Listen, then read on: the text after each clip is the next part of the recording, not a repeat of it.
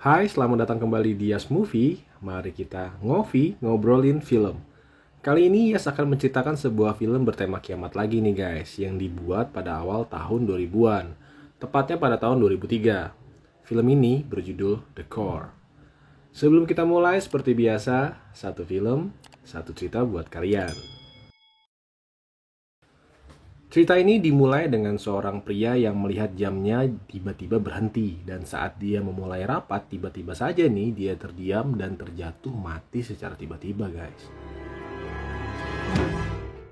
Dan ternyata hal ini juga terjadi di luar. Dan banyak banget terjadi kecelakaan akibat orang-orang yang mati secara tiba-tiba. Scene berlanjut di sebuah universitas di mana seorang profesor bernama Joshua atau bisa dipanggil Josh dijemput oleh dua agen pemerintah untuk dibawa ke suatu tempat di mana dia bertemu dengan temannya yang bernama Sergei. Mereka berdua berjalan dan sampai di mana di ruangan yang luas sekali banyak terdapat mayat yang ditutup oleh kain. Di sini mereka bertemu dengan seorang jenderal yang bernama Tom Purell. Sang jenderal menjelaskan bahwa semua orang ini mati hampir di saat bersamaan, hanya berbeda beberapa detik saja. Josh menebak bahwa mereka semua memakai alat pemacu jantung. Sang jenderal kagum. Josh langsung tahu akan hal tersebut. Josh menjelaskan itu bukan hal yang aneh karena dia adalah ahli geomagnetik dan Sergei adalah ahli dalam senjata energi tinggi. Sang jenderal menanyakan apakah ada senjata yang bisa melakukan hal ini. Josh dan Sergei pun mengatakan belum ada jenis senjata yang bisa melakukan hal seperti ini. Atas penjelasan ini, sang jenderal pun berterima kasih dan meninggalkan mereka berdua yang kebingungan. Di Trafalgar Square London, di mana banyak burung merpati yang mati secara tiba-tiba dan jatuh menghantam mobil, gedung, dan kendaraan lainnya yang membuat banyak kecelakaan dan orang terluka.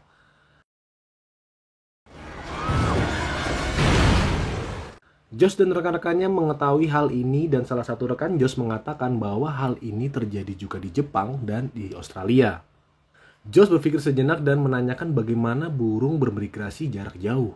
Rekan wanita Josh yang bernama Denny mengatakan bahwa burung bermigrasi dengan ion kecil yang di dalam otak burung yang sejajar dengan medan magnet bumi. Setelah mendengar ini, membuat Josh langsung menginstruksikan rekan-rekannya untuk meneliti gejala-gejala aneh yang terjadi pada hewan yang bermigrasi di seluruh dunia selama setahun terakhir. Dan meminta untuk dicarikan siswa paling cerdas di kelas teori medan magnet untuk membuat model komputer dari medan elektromagnetik untuk memetakan hasil penemuan nanti.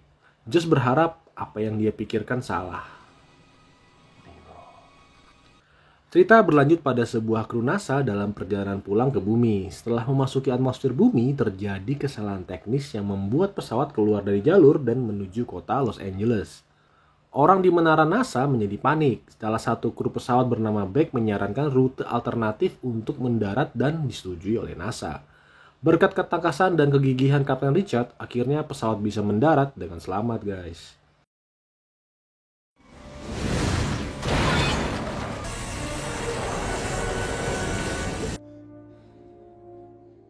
Di saat bersamaan nih, Josh menemui ilmuwan ternama untuk memberikan hasil penelitiannya yang bernama Zimsky. Awalnya nih Zimsky nggak menghiraukan Josh, tapi setelah melihat hasil penelitian Josh, Zimsky tidak percaya. Josh mengatakan hanya waktu yang bisa menjawabnya. Setelah Josh pergi nih, Zimsky mengambil dokumen top secret yang ia miliki. Saat Josh sedang berkumpul dengan Sergei, dua orang agen di awal menjemput Josh kembali dan kali ini dia diminta untuk menuju ke Pentagon. Di sana sudah banyak banget nih petinggi-petinggi pemerintahan dan Zimsky yang menunggunya. Josh diminta menjelaskan hasil penemuannya. Ini agak sedikit ribet guys ya, tapi Yas coba jelasin pelan-pelan nih. Jadi Josh mengatakan bahwa dalam setahun nih umat manusia akan musnah. Dia menjelaskan juga bahwa bumi ini dikelilingi oleh medan energi yang tak terlihat berupa medan elektromagnetik yang melindungi kita dari energi kosmik dari luar. Dan saat ini medan energi ini berantakan. Josh mencoba menjelaskan dengan menggunakan buah yang ia temukan di ruangan. Bumi terdiri dari beberapa lapisan. Lapisan paling luar di mana kita hidup tebalnya itu 30 mil. Daging buah merupakan mantel yang tebalnya 2000 mil dan bijinya adalah inti bumi. Inti bumi ini terdiri dari luar dan dalam. Inti dalam bumi terdiri dari bongkahan besi padat menurut perkiraan Joss dan ilmuwan lainnya. Yang bermasalah adalah inti luar bumi yang merupakan cairan besi panas yang berputar terus-menerus dalam satu arah. Dan logam panas yang bergerak cepat membuat medan elektromagnetik. Saat ini nih, inti luar bumi tersebut berhenti berputar. Hal inilah yang menyebabkan medan elektromagnetik bumi yang merupakan perisai untuk melindungi bumi dari badai matahari hilang. Dan dalam setahun, bumi akan terbakar habis, guys. 3 months, gentlemen, and we're back in the Stone Age. Jenderal Purcell menanyakan bagaimana solusi untuk bisa mengatasi ini. Joss pun menjawabnya ya gak ada solusinya karena belum ada teknologi yang bisa membuat kita menuju ke dalam inti bumi untuk menyalakan kembali perputaran inti luar bumi. Tetapi Dr. Zimski mengatakan bahwa bagaimana seandainya jika kita bisa nih. What if we could? Scene berlanjut di antah berantah di gurun di mana Jenderal Purcell, Joss, dan Zimski menemui salah satu ilmuwan gila yang bernama Brass. Di sini Brass memperlihatkan penemuannya berupa laser yang bisa memotong dan membuat terowongan membelah gunung dengan mudah.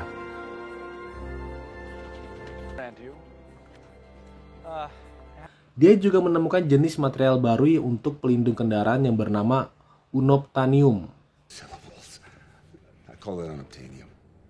Jenderal Purcell, Joss, dan Sergei terkesan dengan penemuan Dr. Brass dan menanyakan kapan kendaraan ini bisa selesai. Brass menjawabnya ya sekitar 10 sampai dengan 11 tahun lagi nih. Lama banget keburu kiamat, guys. Jenderal Purcell pun menanyakan nih biaya untuk proyek ini jika selesai dalam 3 bulan. Dengan tertawa nih, Brass mengatakan dia membutuhkan 15 miliar dolar. Dengan muka serius, ya Jenderal Purcell mengiyakan. Brass pun kebingungan nih dibuatnya. Kali ini seorang hacker ditangkap oleh agen FBI dan dibawa menemui Jenderal Purcell, Joss, dan Zimski. Hacker ini bernama Red. Dia diminta untuk bisa mengendalikan aliran informasi mengenai bencana yang terjadi saat ini di internet agar masyarakat nggak ada yang tahu nih masalah ini. Dengan bujukan dari Joss, akhirnya Red setuju untuk bekerja sama.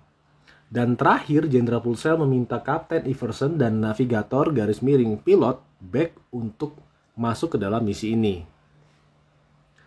Akhirnya mereka semua dibawa ke sebuah tempat di mana proyek ini dilaksanakan. Zimski meminta kepada Jenderal Purcell untuk memimpin proyek ini, tapi sayangnya Jenderal Purcell mengatakan bahwa Joss lah yang memimpin karena Jenderal Purcell beranggapan bahwa hal ini semua terjadi karena proyek Destiny yang dikerjakan oleh Zimski. Tapi sayangnya di sini belum dijelaskan nih, proyek Destiny ini apa. Akhirnya para kru bertemu dan Joss memberikan arahan untuk ilmuwan di seluruh dunia agar bisa bekerja sama membantu membangun kapal yang akan menuju inti bumi yang akan dipimpin oleh Brass.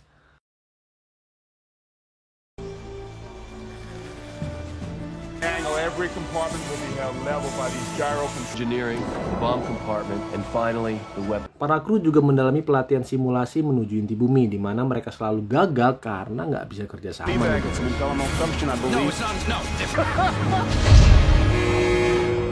Tujuan misi ini adalah untuk membawa 5 bom nuklir yang akan diledakkan di inti luar bumi di 5 titik yang berbeda yang akan merangsang inti bumi untuk bisa berputar kembali. Dan terakhir, Red menciptakan robot digital untuk mengendalikan informasi yang ada di internet mengenai bencana ini agar masyarakat gak ada yang tahu. Gak lama nih, gejala hilangnya magnet bumi semakin parah dengan adanya badai kilat yang menghantam Roma. Kota Roma menjadi hancur dan korban jiwa manusia berjatuhan.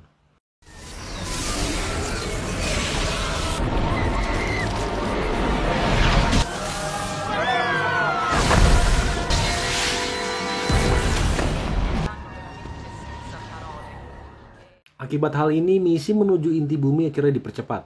Dan misi ini dimulai di Laut Pasifik Selatan, tepatnya di Palung Mariana, palung terdalam di dunia.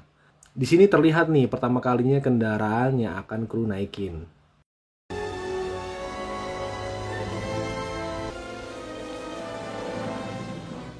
Dan akhirnya misi menuju inti bumi pun dimulai, guys. Kapal diturunkan ke dalam laut dan menuju langsung ke dasar Palung Mariana.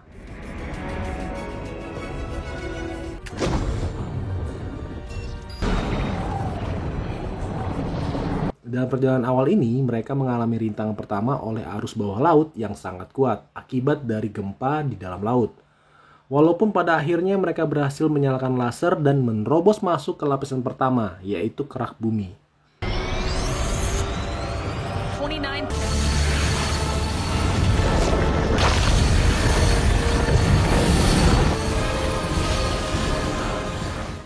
Zimski menjelaskan akan membutuhkan waktu 15 menit untuk mencapai mantle, dan dari mantle membutuhkan 24 jam menuju inti luar bumi dan 15 jam untuk mencapai perbatasan inti luar bumi.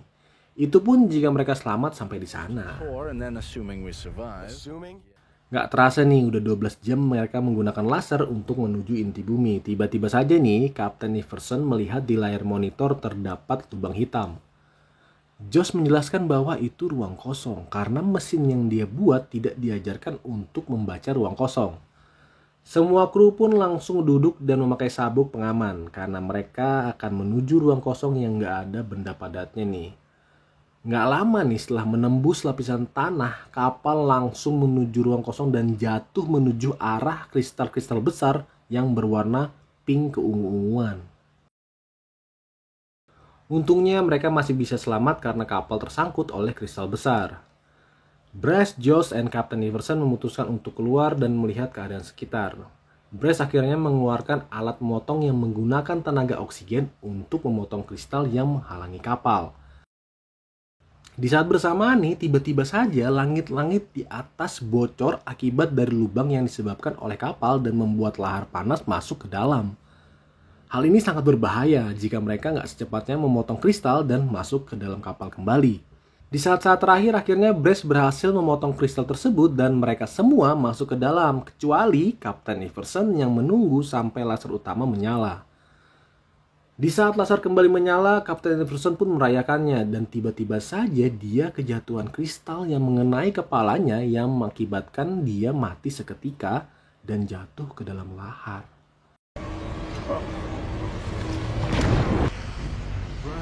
Come on, it's over. Back, do you hear me? Careful.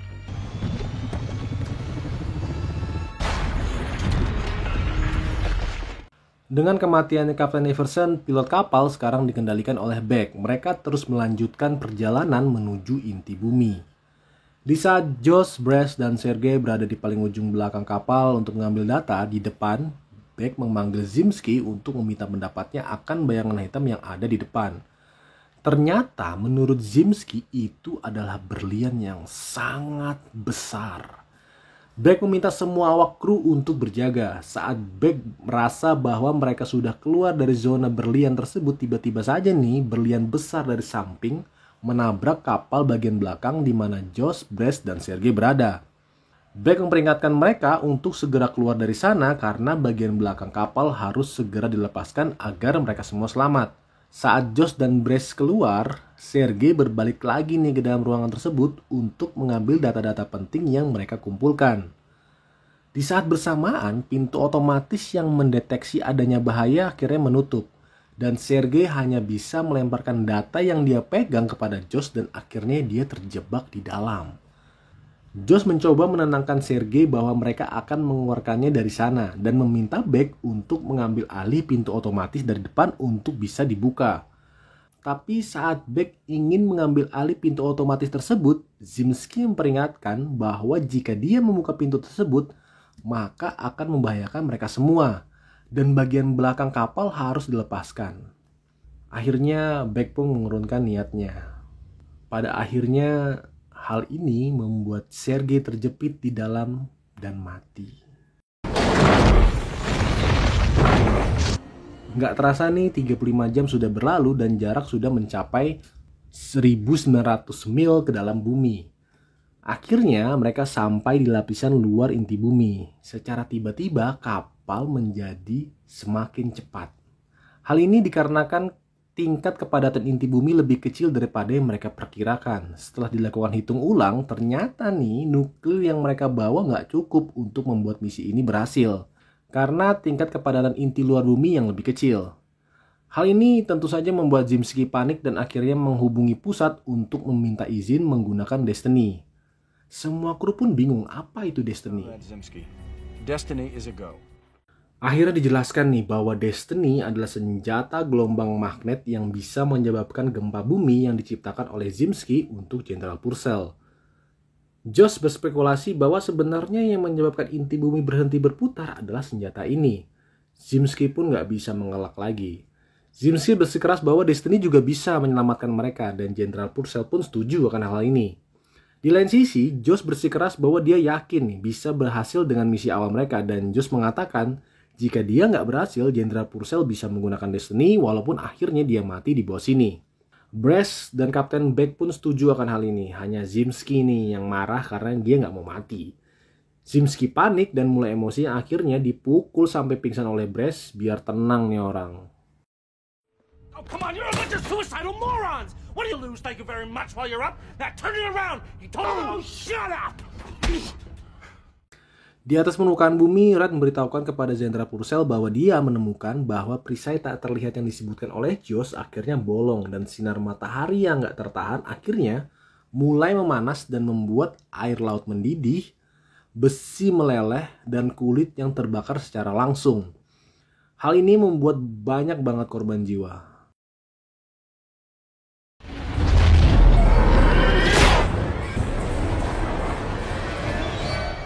Thousands are dead, many are missing, following the most devastating and the most baffling event in our... Bencana yang terus bertambah ini membuat pasokan listrik menjadi berkurang dan membuat Jenderal Purcell untuk mempercepat membawa Destiny untuk dinyalakan. Mendengar hal ini, Red memberikan kode khusus kepada Josh untuk berkomunikasi secara rahasia menanyakan apa yang bisa dia bantu untuk menghambat Destiny. Josh hanya meminta kepada Red untuk menunda Destiny selama mungkin. Josh dan Brass memikirkan rencana agar misi ini berhasil. Zimski sudah sadar dan mengejek mereka. Tapi pada akhirnya Zimski lah yang menemukan ide agar misi ini berhasil. Tapi sebelum dia memberikan idenya, dia pengen ngudut dulu nih guys. Biar plong ya kan. Then let me smoke a cigarette and I'll tell you. All right, look. Zimski mengatakan mereka harus menembakkan nuklir di mana menciptakan percikan kecil. Saat percikan itu mau habis, tembakkan lagi nuklir yang ada menjadi efek yang lebih besar nantinya. Dan saat teori ini dicoba di komputer, ternyata ini berhasil. Saat kapal mencapai kedalaman 2.600 mil, mereka bersiap. Tetapi kata Brace bahwa karena mereka harus melepaskan nuklir yang dipasang masing-masing gerbong, maka harus dilakukan manual dan harus ada orang yang tinggal untuk melakukan sebuah misi bunuh diri. Brace, Zimski, dan Josh pun mengundi. Akhirnya Brace yang mendapat undian tersebut guys. Tetapi Zimski curiga nih. Dan akhirnya mengetahui bahwa Brace sengaja mengorbankan diri dan meminta diundi ulang. Brace bersikeras bahwa ini adalah kapal ciptaannya. Dan orang yang seharusnya berkorban untuk keberhasilan kapal ini adalah dia. Akhirnya Josh dan Zimski pun mengiyakan keputusan akhir dari Brace. Brace bersiap dan memakai baju hazmat dan mengucapkan selamat tinggal kepada semua orang. Brace masuk ke dalam lorong di mana suhu yang sangat panas membuat besi yang dipegangnya memerah dan baju meleleh. Sampai di tujuan, Brace berhasil membuat tuas dan kapal bisa dilepas secara manual. Akibat kelelahan dan panas, Brace hanya bisa pasrah dan akhirnya mati di dalam.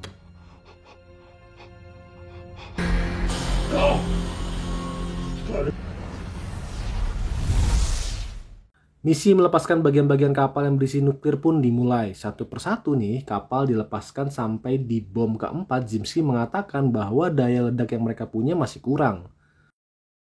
This is not enough. What's not enough? The last bomb is not... Nggak lama terjadi tabrakan ledakan dari luar yang membuat bom lepas dan menimpa Josh. Josh mengatakan kepada Zimski untuk pergi. Dan saat Zimski melangkah keluar, terjadi benturan lagi nih yang melepaskan bom dari Josh dan berguling ke arah Zimski. Akhirnya malah Zimski yang terjebak dan meminta Josh untuk pergi sebelum terlambat. Sebelum Josh pergi, Zimski mengatakan nih kepada Josh untuk menggunakan tenaga kapal untuk memperbesar daya ledak. Use the fuel rods from the reactor. Komunikasi yang terputus membuat Josh tidak bisa berkomunikasi dengan Zimski saat kapal dilepaskan. Josh nggak bisa juga nih berkomunikasi dengan Beck. Akhirnya Josh membawa nuklir terakhir untuk diperkuat dan memasangnya. Pada akhirnya semua tenaga di kapal habis dan kapal tidak berfungsi setelah Josh melepaskan bom terakhir. Josh kembali bersama Beck. Mereka ya saat ini hanya bisa pasrah menunggu kematian mereka. Nuklir pun meledak satu persatu berkat timer yang sudah dipasang.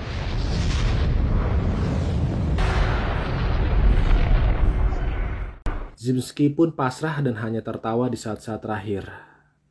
Tetapi tiba-tiba saja nih Josh teringat sesuatu bahwa Uptonium bisa menyerap panas dan menjadikannya energi.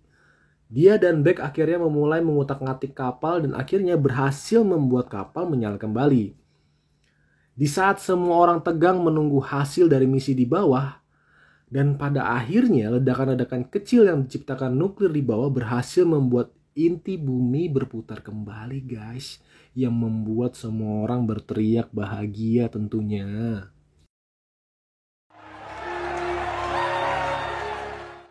Di saat bersamaan, Josh dan Beck dalam perjalanan pulang dengan kecepatan tinggi akibat dari bagian-bagian belakang kapal yang dilepaskan, dan menurut Josh, mereka akan sampai dalam waktu sepertiga dari waktu sebelumnya. Speed, we're gonna be home in a third of the time. Just pray we don't run into any dead ends. We're gonna miss them. Yeah, where are they headed?